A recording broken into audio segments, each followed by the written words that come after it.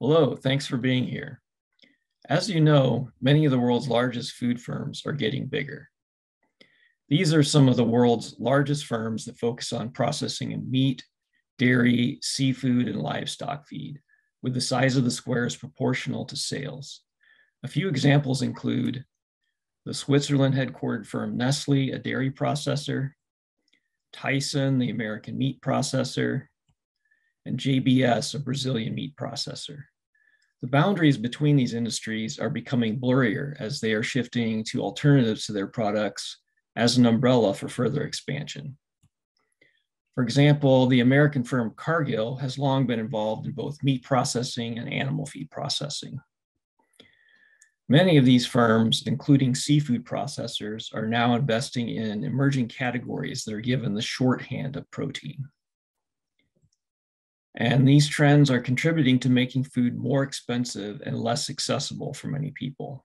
As one example, all the leading meat processors in the US market, which are also global companies, allegedly share data through a firm called AgriStats to coordinate supplies and increase prices for consumers for beef, pork, chicken, and turkey.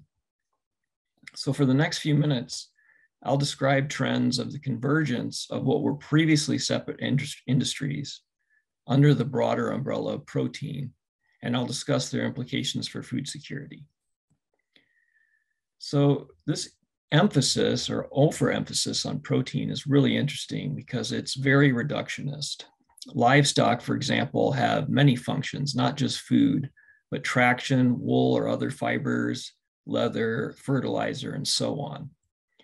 However, livestock are frequently reduced to just meat, and even though meat and dairy and eggs have numerous nutrients, they are frequently reduced to the one macronutrient of protein, to the point that not only food industry executives, but an increasing number of scientists and nonprofit organizations may refer to cattle or chickens as simply protein, ignoring their other functions and other nutrients when these products are consumed as food, such as fat, vitamins, and minerals. So this is recreating a mistake made many decades ago when development efforts from the 1950s to the 1970s claimed that there was a global protein gap or crisis and focused on providing protein-rich foods. So in 1974, Donald S. McLaren pointed out how wrong this was, and he called it the Great Protein Fiasco. And 40 years later, little had changed. Aya Kimura, in her book Hidden Hunger, notes that privileging a particular substance as defining the problem, charismatic nutrients, and then providing solutions that are highly simplified, nutritional fixes, has been a constant theme in the history of global food interventions. So here are some global maps that show the adequacy of a number of nutrients in 2010, with blue representing highly adequate and red representing inadequate. So at the top left is carbohydrate, and just to the right is protein, which protein is below adequate in just a few countries in Africa, but those are also inadequate for almost everything else. So protein deficiency is rare, and what we see is not a protein gap, but a food gap. In fact, most people in high-income nations consume too much protein. But this hasn't stopped most of the leading meat processors, such as Cargill and Hormel, from describing themselves as protein companies. And in this example, Tyson has even trademarked the term, the protein company. Calls for a protein transition are also coming from industry alliances, civil society organizations, and scientists. Although often rooted in concerns about livestock's environmental impacts, the advocates of such a transition are arguably reinforcing the need to produce and consume various high protein foods in increasing quantities with less concern for how they are produced. So this focus on protein is a convenient banner for large firms to expand beyond existing boundaries, as meat processors, for example, take over first direct competitors of the livestock species that they focus on, then expand into other species of livestock, and now into farmed fish, plant-based meat alternatives, and even technologies that are in development, such as lab-grown meat. So this is a timeline of ownership changes from 2011 to 2020, first showing some of the world's largest dairy firms in light green. And you can see that all these firms have acquired competitors in the dairy industry. And then plant-based firms are represented with a darker green. So if you look closely, you can see that all of the European headquartered firms, Nestle, Unilever, and Kerry Group, have acquired plant-based meat substitute firms starting in 2017. And here are timelines for the meat processor JBS and the aquaculture firm Maui, which was formerly Marine Harvest. They have also grown through acquisitions. And then Maui recently hired a former executive of Coca-Cola, focusing on the 35 billion euro effort to establish brand loyalty and habits for salmon to increase advantages over other firms. And then this plot shows the largest publicly traded firms that focus on higher protein foods. The size of the circles is proportional to annual food sales. And the x-axis is market capitalization. So you see Nestle far out to the right at almost 350 billion US dollars, Unilever in the middle at 150 billion. And the y-axis is growth in market cap relative to the S&P 500. So the Chinese dairy firm Yili Group is the highest. JBS and Tyson have also exceeded the S&P 500. And what's also interesting is Maui has a really high market capitalization relative to its current annual sales, which reflects expectations of strong growth in the future. Common ownership of these firms is also increasing, which refers to institutional investors becoming the largest shareholders in multiple firms within the same industry. This shows the percentage of shares they hold, and I'll zoom in on the meat processing firms first. You see BlackRock in blue and then Vanguard in green. They have shares in all of these firms, and 4 other institutional investors have sizable shares in the US firms. There's a debate about how much this trend further reduces incentives to compete and results in higher prices for consumers. The same firms are also invested in dairy and animal feed, and also dominated by BlackRock and Vanguard. So not shown here is Cargill because it's a privately held firm, but it's involved in both animal feed and in meat processing. And as you know, there are a number of startups developing technologies for lab-grown or cellular meat and fish. And early investors include a number of prominent billionaires such as Bill Gates and Richard Branson, as well as the firms Tyson and Cargill, and a number of other food and agricultural firms. So this graphic is from the end of 2020 and is now outdated, as Thai Union, Brazil Foods, and JBS have also invested in this industry, even though some analysts are quite skeptical that, that lab-grown meat will ever overcome the significant technical barriers to become commercially viable. And I want to show JBS in a little more detail, their growth. Here's a map of where their acquisitions have occurred since 2005. And you can see the activity on nearly every continent, making it the world's largest meat processor. And although they haven't made acquisitions in Asia yet, they do have alliances with large firms such as COFCO and WH Group to sell their branded products there. So the firm started in Brazil with a focus on beef, but made acquisitions throughout South America, North America, Europe, and also Australia. And these Australian subsidiaries are quite important to the firm's growth because they allowed JBS to continue to sell beef to the EU when exports from Brazil were restricted in 2008. And here's a list of the nearly 100 brands that JBS controls globally. And I've circled organic brands in red. Some of their other brands represent additional apparent alternatives, such as grass-fed meats and plant-based meat substitutes, which gives consumers an illusion of many more choices.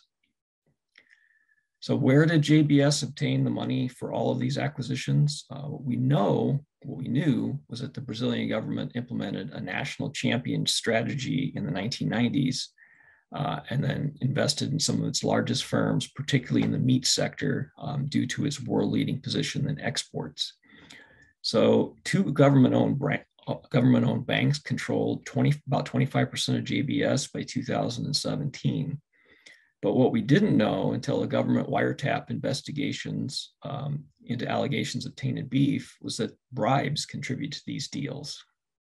And two of the founders' sons, the chairman and CEO, confessed to crimes in exchange for immunity. They admitted spending US $220 million bribing at least 1,800 politicians.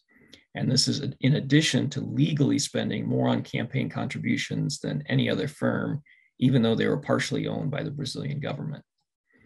And one of the sons said that without the bribes, it wouldn't have worked. It wouldn't have been so fast. So they wore a wire when meeting with the president of Brazil at the time, who encouraged JBS to continue making bribes. And Temer, the outgoing president, allegedly received $11.5 million from JBS. These two sons went to prison for 5 months for other illegal activities that were supposedly not part of this deal. In addition, the firm was levied $3.2 billion in fines, and to help pay these fines, JBS sold Moy Park to pilgrims, which was allowed by the regulators, even though at the time, JBS owned about 75% of pilgrims. And then in August 2021, JBS announced they were going to fully acquire pilgrims. They increased their stake to over 80%, but their offer of $6.5 billion was recently rejected by the Pilgrims board as too low. Last year, JBS also spent more than $2 billion in total to acquire Vivera, a plant-based meat substitute firm, Huon, an Australian salmon aquaculture firm, Revelia, an Australian pork processor, Sunny Valley, a US smoked meats firm, majority stake in Biotech Foods, a Spanish lab-grown meat firm, and King's, an Italian deli meat firm. So in other words, the scandal and the fines haven't slowed them down very much. And one defensive response from the other two Brazil headquartered meat giants, Marfrig and Brazil Foods, or BRF, is that they've held merger talks in recent years and were recently allowed by regulators to move much closer to this outcome. Marfrig was already allowed to acquire more than 80% equity in the fourth leading beef processor in the US a few years ago. And one result for JBS is that the founder and 5 of his 6 children are all billionaires. And John Tyson of Tyson Foods, former CEO and chair, has a net worth of $2 billion. He took out a full-page ad in the New York Times and other leading newspapers 2 years ago, suggesting that his industry be subject to less regulation after COVID swept through Tyson processing plants because the firm was feeding America.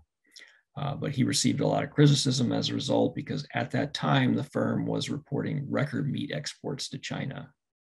And then on the right is the WH Group CEO Long, who was already a billionaire when he collected $291 million in compensation in 2017, which many analysts noted was more than the CEOs of Apple, of Facebook, Tesla, or Goldman Sachs. And here's an example of how dominant these firms are in the US market and for all types of meat. WH Group has 25% of the market for pork. JBS is number 1 in beef, number 2 in pork and chicken, and Tyson is number 1 in chicken, 2 in beef, and 3 in pork.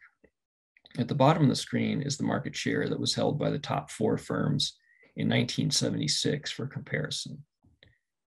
And Cargill recently, it had previously sold its pork division to focus on beef, where it's ranked number 3, but recently proposed to acquire third-ranked Sanderson in chicken.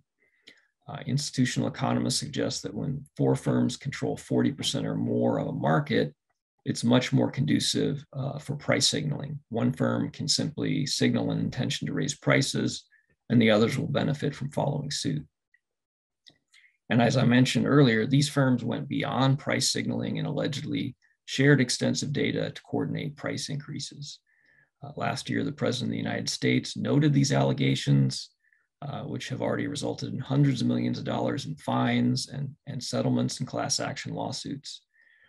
President Biden also suggested a need for better enforcement of antitrust regulations and to revitalize competition, but there hasn't been much substantive change to this point. So organizations that represent producers have also raised complaints about the increasing power of the firms. The growing price spread, not only increasing prices for consumers, but lowering the prices paid to producers. So this contributes to driving them out of business, putting them not only out of processing, but farming and ranching in fewer and fewer hands. So what are the implications of the convergence of these firms under the banner of protein? They include potentially higher prices for consumers across multiple food types, meat, dairy, seafood, substitutes and alternatives, potentially lower payments to producers and the loss of farms, and then less resilience, more vulnerability to disruption. So I'm going to conclude on this last note. We saw shortages of certain types of meat in the US in recent years as a result of COVID shutting down plants that process such huge percentages of the supply of these products. And in addition, in the last decade, some livestock diseases have resulted in the deaths of hundreds of millions of pigs and chickens, which have disrupted supply chains for these firms. And all of these firms rely on production models with highly genetically uniform crops and livestock, which are increasingly centralized and more connected globally, which makes them even more vulnerable to epidemics. So if we want greater food security, what's really needed is to transform entire food systems, not protein.